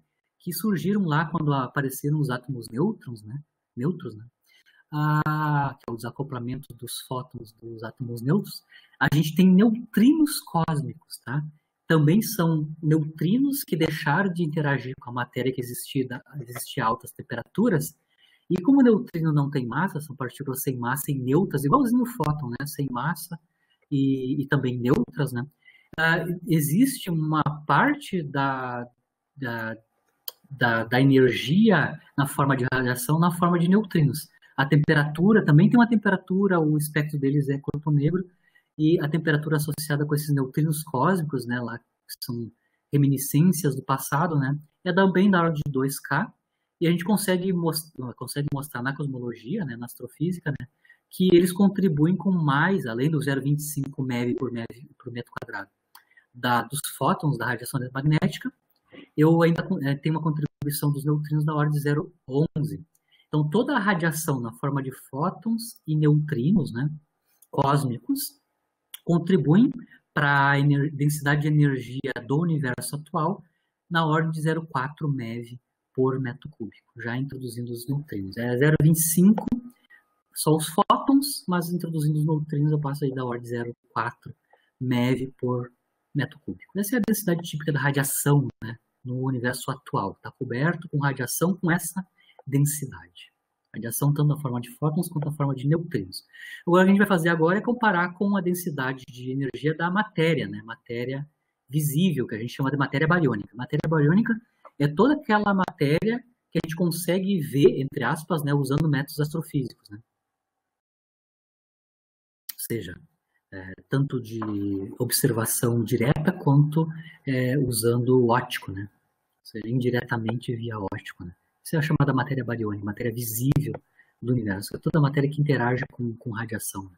A gente pode mostrar, são os dados atuais, né, que a densidade volumétrica de massa atual na forma de matéria visível, né, é 10 na 11 massas solares por megaparsec ao cubo. Se eu colocar essa densidade volumétrica de massa em termos de unidades SI, né, isso é 10 na menos 28 quilogramas por metro cúbico, certo? Isso é densidade volumétrica de massa da matéria visível, tá? 10 na menos 28 kg por metro cúbico. Se eu quiser transformar isso em densidade de energia, eu vou lembrar que matéria bariônica tem baixíssima energia cinética, né? Baixíssima energia cinética, ou está em repouso, ou com velocidades baixas, muito baixas comparadas com a velocidade da luz, claro, né? Isso basicamente a massa desses objetos, a energia desses objetos é a energia de repouso, né, na relatividade. Então, a energia de repouso é a massa da partícula multiplicada por c quadrado. Se eu tenho a densidade de massa, eu posso calcular a densidade de energia multiplicando a densidade de massa por c quadrado. Então, densidade volumétrica de massa por c quadrado dá energia da densidade de energia, né? A energia por unidade de volume, né? Escrito em unidades de electrovolt, né? 10 na menos 28 kg por metro cúbico vezes c quadrado vai dar meio GeV por metro cúbico. Agora eu já consigo calcular, mostrar, né, comparar a radiação, a densidade de energia vindo da radiação, incluindo neutrinos, e a densidade de energia do universo atual na forma de matéria bariônica. Vocês conseguem ver que é 0,4 MeV por metro cúbico na radiação, comparado com meio GeV por metro cúbico, no caso da matéria visível, né? Lembrando que MeV é 10 na 6, GeV é 10 na 9. Então tem um fator 1000, basicamente um fator 1000 de diferença entre a densidade de energia da radiação da densidade de energia na forma de matéria visível, né? Isso significa, é por isso que os cosmólogos e os astrofísicos falam, que o universo atual é dominado por matéria e não por radiação, né? Claro que a densidade de energia da matéria é 1000 vezes maior que a densidade de radiação no universo atual, permeando todo o universo visível atual. Claro que muito no passado, essa conta está invertida, né?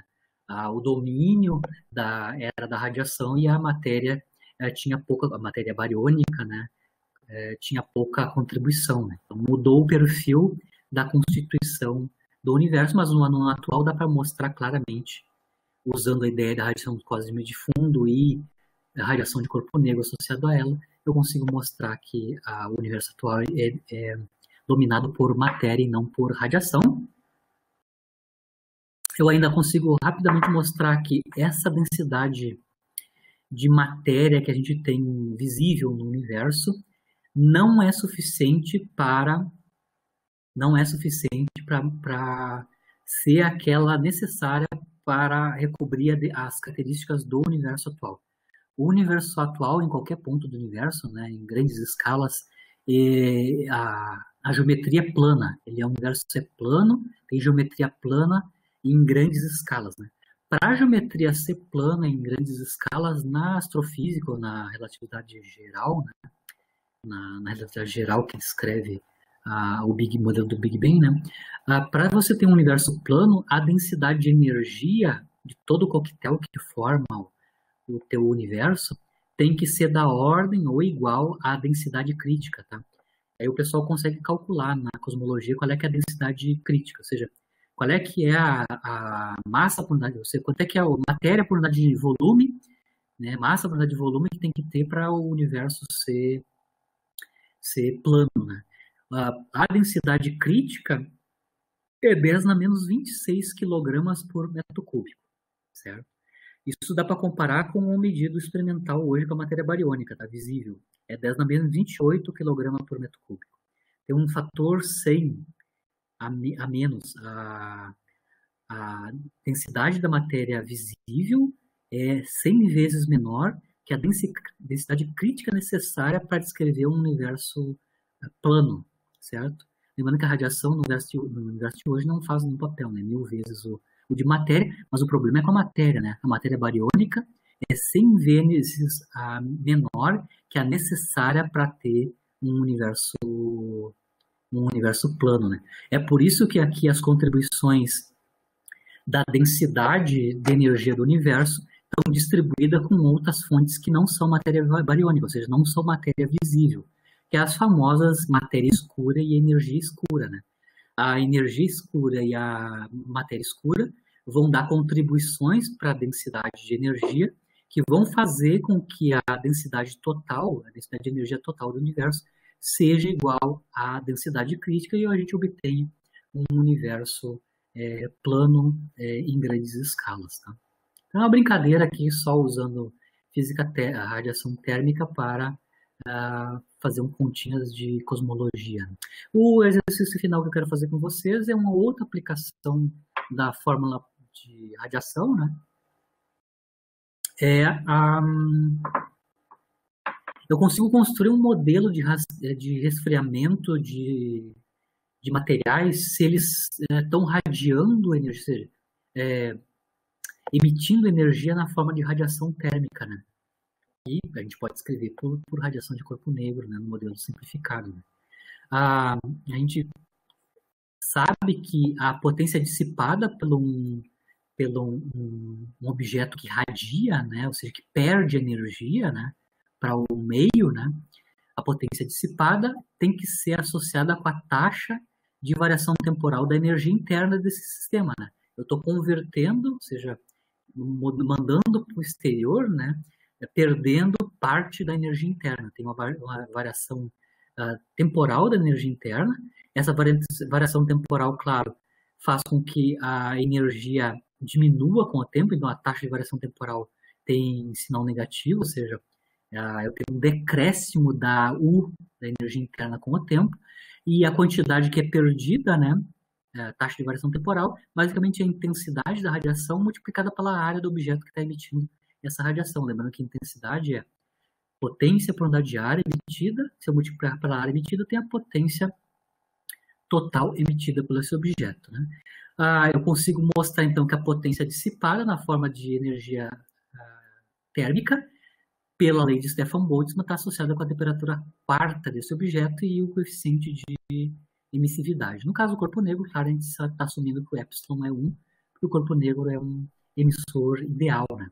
Mas aqui eu consigo mostrar por lei da radiação térmica, né, que a potência dissipada por um objeto quente que irradia energia, ou seja, perde energia e diminui a sua temperatura, obviamente, com o tempo, né, irradiando energia térmica para o ambiente, está modelado pela lei de Stefan-Boltzmann, ou seja, a potência dissipada tem dependência quarta na temperatura e, claro, o tamanho da área do objeto. E aí eu vou fazer dois questionamentos, vou fazer dois problemas aqui, usando esse fato, né, que a potência dissipada pelo objeto quente está modelado pela lei de Stefan-Boltzmann, no caso geral, né, eu vou construir uma lei de resfriamento de corpos aquecidos e vou fazer um caso, que eu tenho um problema de Fermi, né, que é considerar a Terra, no passado, um sólido quente, né, eu já vou mostrar aqui que a gente precisa saber sobre a Terra para fazer isso, né, mas eu vou pensar que a Terra era um sólido muito quente, muito atrás no passado, um tempo muito atrás no passado, e esse sólido quente vai emitir radiação para o vácuo, né, na forma da radiação de corpo negro, ou seja, obedecendo a lei de Stefan-Boltzmann, que é a radiação emitida por corpos radiantes com temperatura alta, né. Então, vou fazer dois problemas, um é derivar uma lei de resfriamento fenomenológica para resfriamento de corpos, né, que estão resfriando, diminuindo a temperatura, e fazer um caso como modelo, né, para a questão da Terra, né.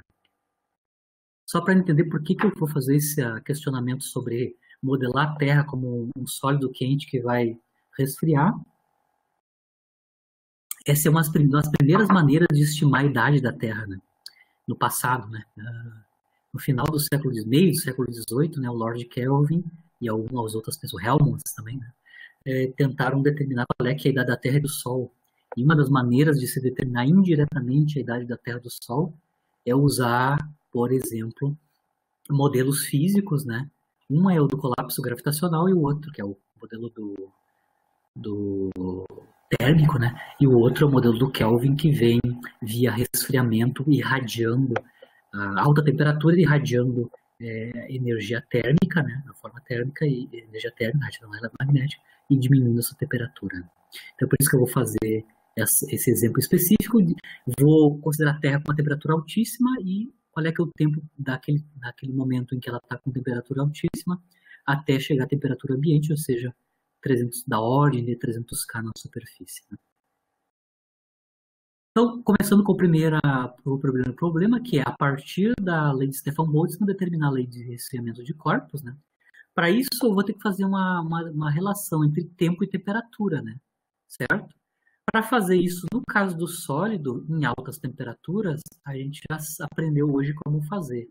No caso clássico, em altas temperaturas, né, a gente sabe calcular a energia média do sólido. Tá? A energia média do sólido é 3 vezes kT, né? Então, modelando os sólidos a altas temperaturas, classicamente, como 3 osciladores harmônicos, né, um em cada direção, que vai dar uma energia total para o sólido média, né? Energia média para o sólido, 3 kT. Então, para altas temperaturas a gente conhece a energia média. Se eu tenho energia média, eu consigo obter, claro, a energia interna de um sólido a uma temperatura T, clássica, né? E foi o que a gente fez no calor específico dos sólidos clássicos ali, anteriormente. Feito a relação entre a energia interna e a temperatura, aí eu vou tentar fazer a conexão da temperatura com o tempo. Eu sei que a taxa de variação temporal da energia interna, se eu considerar que a temperatura está variando com o tempo, ou seja, a temperatura é uma função do tempo, né? Eu, pela regra da cadeia, né, eu consigo descrever a variação temporal da energia interna em termos da variação da temperatura, com a temperatura da energia interna e da variação da temperatura com o tempo, por regra da cadeia, né? Explicitamente, fazendo a continha até o final, eu consigo mostrar que eu tenho uma relação explícita entre o tempo e a temperatura que advém da solução dessa equação aqui. Na verdade, eu tenho uma equação diferencial aqui, né, para a temperatura em função do tempo, né, que eu já estou fazendo separação de variável, né, equação diferencial de primeira ordem. Estou igualando isso com a potência vindo da lei de Stefan-Boltzmann e separando variáveis. Mas, basicamente, eu consigo resolver criar uma lei de resfriamento dos corpos aquecidos, resolvendo essa equação diferencial de primeira ordem por separação de variável. Eu separo o tempo da temperatura, né? Ou seja, a temperatura vai variando com o tempo, vai diminuindo com o tempo, né? É a temperatura ambiente agora e muito alta no passado. Se eu fizer as integrações da temperatura e no tempo, né? A integração no tempo vai me dar o tempo de resfriamento, né? É o tempo hoje menos o tempo do passado, né? Certo? Perdão, o tempo hoje e o tempo do passado. Ou seja, o tempo de resfriamento, os limites de integração para o tempo, né? Para os limites de integração para o tempo inicial e final, eu tenho as temperaturas correspondentes, né? Então, para tempo inicial, eu tenho a temperatura inicial, para tempo final, eu tenho a temperatura final, a temperatura no passado, a temperatura hoje, né? Temperatura inicial e final. Resolvo a integração na temperatura, né? Eu tenho integração de 1 sobre t na quarta, entre a temperatura inicial e final, o início do fim, né? Isso vai me dar basicamente a temperatura, a tempo de resfriamento do passado até hoje, né? Eu calculo explicitamente, né, substituindo os limites de integração. A gente consegue ver aqui que nesse modelo do sólido, a alta temperatura, né, resfriando, o tempo de resfriamento é proporcional ao número de átomos do sólido e constantes físicas, Cade-Boltzmann, a emissividade, a constante de Stefan, a área do corpo que está irradiando, e as temperaturas, a potência cúbica da temperatura inicial e final, né? Inicial e final, certo? Vocês conseguem ver que a dependência nos limites da temperatura, tanto inicial quanto final, é da forma cúbica, certo? Aqui está a temperatura hoje, que é a temperatura final, e aqui é a temperatura no início, quando o corpo estava muito quente, certo? Se essa temperatura é bem alta e ela vai ser elevada ao cubo, este termo que está aqui é muito pequeno comparado com este primeiro, que depende da temperatura agora, certo? Então, em boa aproximação, aqui eu até fiz a continha, né? Se a temperatura for só π vezes mais quente que agora, esse fator aqui contribui para 1% da continha, tá? Então, para temperaturas muito altas no passado, esse termo aqui é irrelevante. Quem manda no cálculo do resfriamento é o tempo agora, independente de quão alta era a temperatura no passado. Claro, estou assumindo que o corpo só está perdendo radiação via radiação térmica, né? Você pode fazer a brincadeira, vou mostrar que isso aqui é verdade, né? Bom, aqui eu tenho a minha lei para tempo de resfriamento em termos da temperatura agora, né? E as características físicas que eu preciso para calcular. Então, de maneira geral, eu derivei a equação de resfriamento de um sólido, né, com qualquer forma, tendo N átomos, e em termos das temperaturas iniciais e final, certo? Como eu estava falando para vocês, eu quero fazer a conta de guardanapo para a Terra, né? Então, aqui para a Terra, eu preciso calcular, estimar o número de átomos da Terra, a área da Terra e a temperatura, hoje, que eu estou assumindo que é 300K, né? A temperatura ambiente na superfície da Terra, certo? Então, primeiro eu vou estimar o número de átomos. Para estimar o número de átomos, eu vou fazer uma razão entre volumes, né? Isso é tipicamente um problema de Fermi, então eu só interação nas ordens de grandeza, tá? As potências de 10. Então, eu vou dividir, para saber o número de átomos, eu vou dividir o volume da Terra pelo volume de um átomo, tá? Então, eu vou volume esférico, usando o raio da Terra, que é 6,4×10⁶, e o volume ocupado por um átomo é meio Angstrom, né? O tamanho típico do raio de Bohr para um átomo, e aí tu eleva ao cubo e tu vai obter seu volume, a ordem de grandeza do volume do átomo, né? Se eu dividir esses dois volumes, vai me dar basicamente o número de átomos. O que interessa, na verdade, é a potência de 10, que é gigante, né? É 10⁻50. O número de átomos da Terra é 10 na ordem de 10⁻50 átomos. A área da Terra, se a gente sabe, se a gente tem a área, a gente pode calcular explicitamente no SI, né? 10⁻14 metro quadrado. Temperatura final, que é o de hoje, né? 300K. Eu vou assumir, não vai importar muito, né? Eu vou assumir que a emissividade é 1, ou da ordem de 1, e eu consigo calcular numericamente. Aqui está a expressão, né, aproximada, o tempo de resfriamento, no caso da Terra, né? Vou botar aqui todas as quantidades que tem que entram, né, inversamente proporcional ao cubo da temperatura atual, né, e o número de átomos. Coloquei aqui todas as quantidades do número de átomos, a constante de Boltzmann, o constante de Stefan, a área da Terra e a temperatura final, que é a de hoje, ao cubo.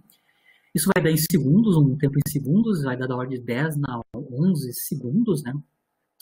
Se eu transpor isso para anos, né, eu tenho uma forma mnemônica para transformar segundos em anos, né? Eu sei que π 10 na 7 segundos é um ano. É a minha forma de guardanapo para transformar segundos em anos. π 10 na 7 é um ano. Então, isso 10 na 11, 5 10 na 11 vai virar 1.5 10 na 4 anos.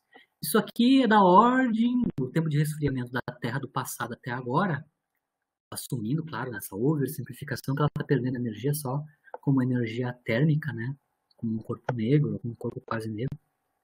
O que eu tenho é 15 mil anos, né? 1.5 10 na 4 é 15 mil anos, ou seja, dezenas de milhares de mil anos, né? 15, 20 mil anos é o tempo, usando, claro, um modelo de resfriamento via radiação térmica, né? Só para comparar esse valor que eu obtive aqui, que é da ordem de 20 mil anos, né? Isso não é tão longe do que o Kelvin, Lord Kelvin, calculou no final do século XX, né? O Lord Kelvin, ele calculou a idade da Terra usando um modelo sofisticado que é o modelo de calor do Fourier, ou seja, onde o sólido ele perde energia térmica por condução do centro para a superfície, né? Então tem um gradiente de temperatura, né? E o Kelvin foi capaz de usar a teoria do Fourier e calcular o tempo de resfriamento da Terra por condução térmica. Então é um modelo bem mais sofisticado que esse que eu estimei aqui, tá? O Kelvin estimou para a idade da Terra usando a condução térmica para a emissão de radiação, né? Da ordem de 30 mil anos. Então, esse valor que eu obtive, que é da ordem de dezenas de mil anos, aqui, 15 ou 20 mil anos, não é tão longe do modelo mais sofisticado térmico do Kelvin. Tá? Claro que a gente sabe que a Terra não tem 30 mil anos, né? Isso aqui é a estimativa que a gente faz usando como a única fonte de energia da Terra a sua energia térmica, a sua temperatura, né? Mas hoje em dia a gente sabe que uma parte da temperatura terrestre é fornecida, ou parte da energia do interior da Terra é fornecida por decaimento radioativo. Mas isso o Lord Kelvin não sabia no século XIX. Né? Isso até ajudou a ele a entender que a forma de emissão de calor, tanto por radiação eletromagnética, térmica, né? Independente do modelo específico, de como é que esse calor é transportado de dentro para fora da Terra, né? Não é necessário para as estimativas corretas para a idade da Terra, comparada, por exemplo, à idade do Sol, que eles já tinham determinados. A idade do Sol é da ordem da idade da Terra, né? E eles têm esse valor explícito, que é bem maior, né? Centenas de milhares de anos, por causa do Sol no modelo deles, né? Hoje a gente já entende de onde é que vem essa diferença. Mas eu estou só para mostrar que essa estimativa, quando a de guardanapo, não é tão longe da teoria mais sofisticada de resfriamento via térmico pelo Kelvin. Eu fiz uma palestra longa no ano passado na Livraria Cultura, foi gravado o vídeo que está no YouTube, no Simplifísica, e também na rádio da universidade. Uma palestra, fazer merchandising aqui, uma palestra onde eu fiz uma revisão histórica sobre as datações científicas da Terra, né?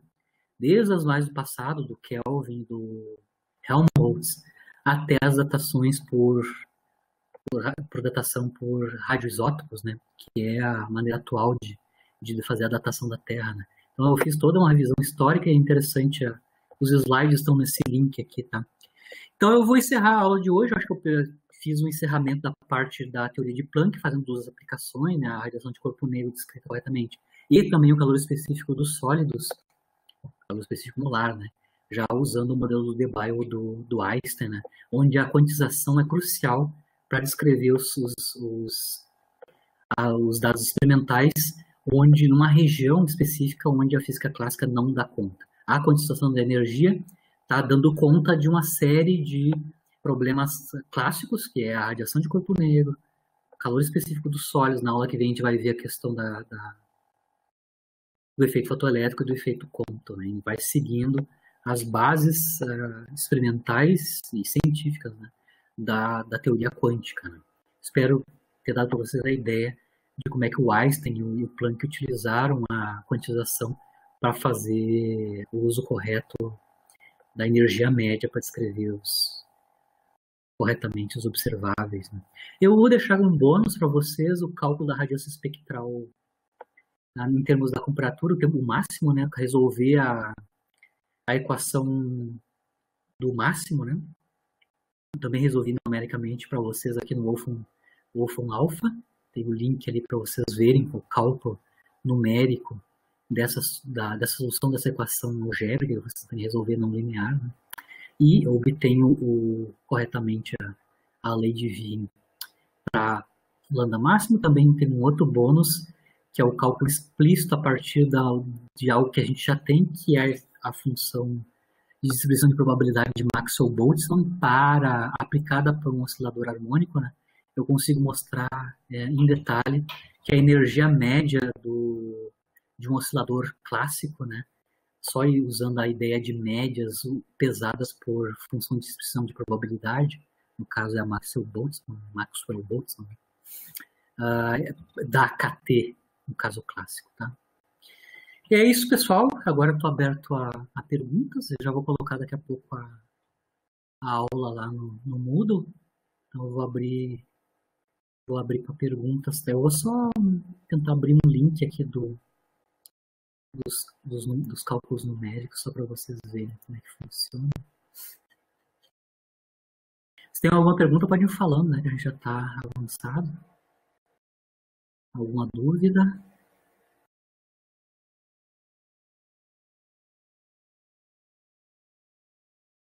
Vou abrir um link particular aqui.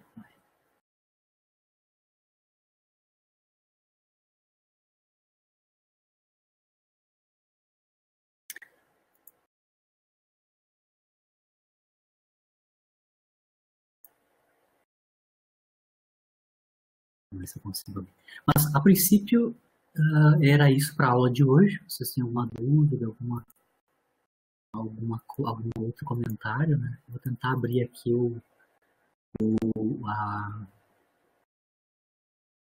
a conta numérica, né?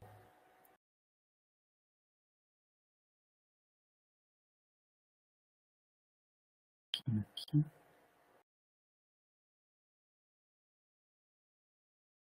Se eu conseguir mostrar, eu vou mostrar o link. Você tem alguma dúvida ainda? Ou não? Tudo tranquilo?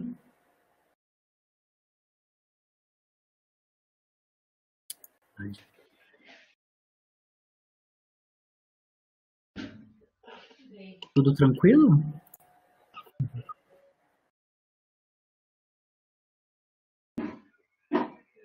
Sem dúvidas. Ainda sem dúvida. A palestra é uma maravilha, né? A palestra é uma maravilha.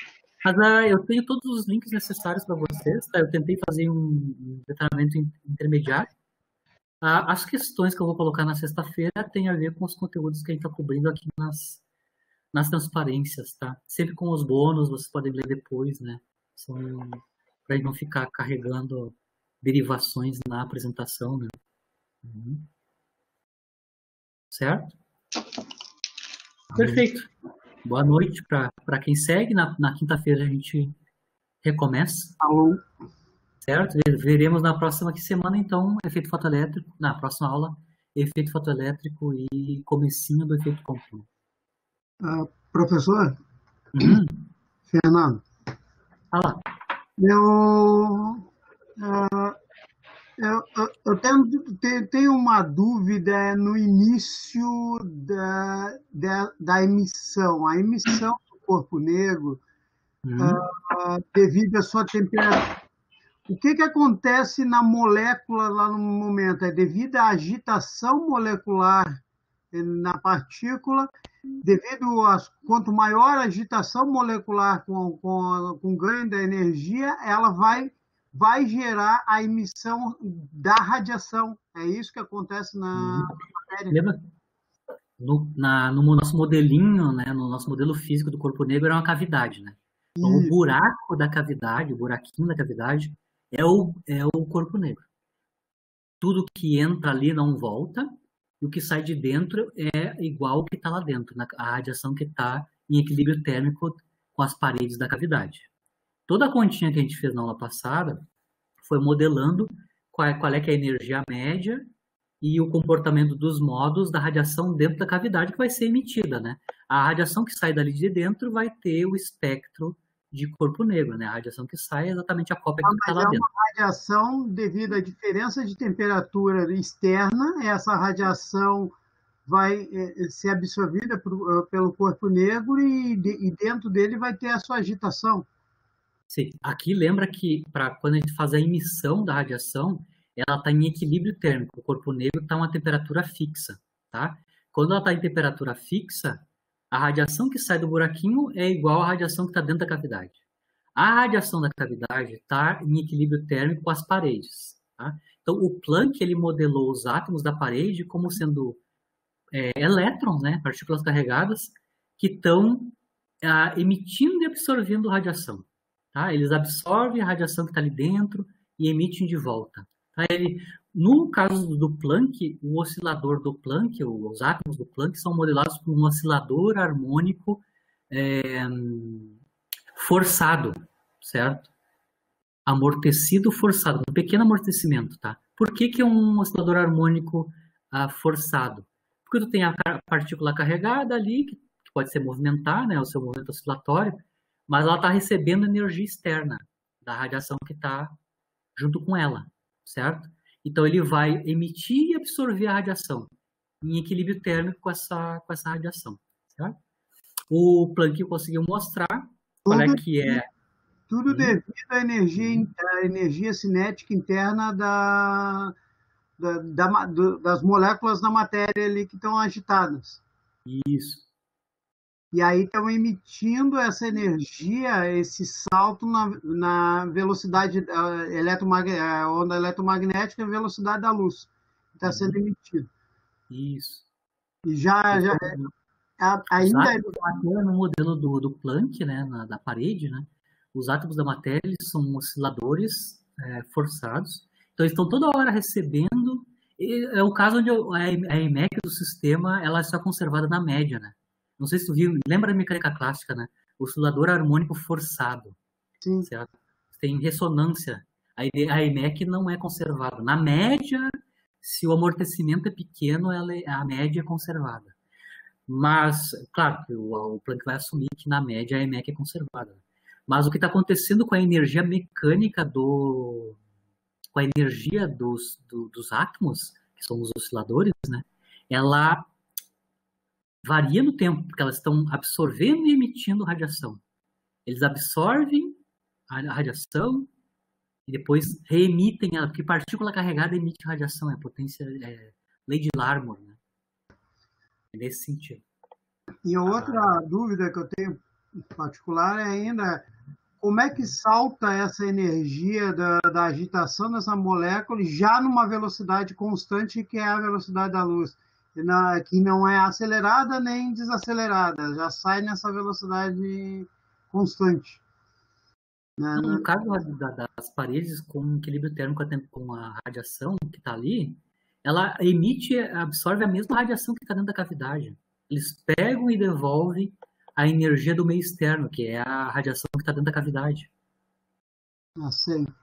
Se tu, por exemplo, tu tirar a radiação dentro da cavidade, tira lá. Tira toda a radiação que tem dentro da cavidade. O oscilador é só o oscilador harmônico amortecido. Ele vai ficar lá oscilando e tu sabe o que vai acontecer com o oscilador amortecido, né? Sim. Agora, se tu botar a radiação, ele vai pegar a radiação, vai absorver energia e vai emitir. Uma coisa que já está em movimento e vai continuar em movimento nessa velocidade da luz que está dessa onda. Isso é eletromagnetismo clássico, tá? Qualquer partícula acelerada emite radiação. Se uma criatura está oscilando, ela está variando, ela tem aceleração. Se ela tem aceleração, ela está emitindo radiação.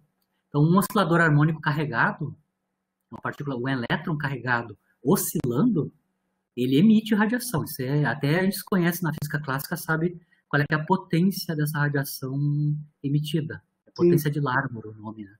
Então, qualquer partícula carregada emite radiação com certeza. Se ela muda de aceleração, Se ela tem aceleração, né? Se ela tem aceleração, ela vai emitir radiação. Então, ela está toda hora emitindo e absorvendo a radiação. Ou eles recebem energia da radiação e mandam de volta. E aí tem um equilíbrio, né? Porque como a temperatura da parede da radiação está em equilíbrio, a EMEC do sistema, em média, tem que conservar. Então, toda a energia média que é entregue tem que ser igual à recebida.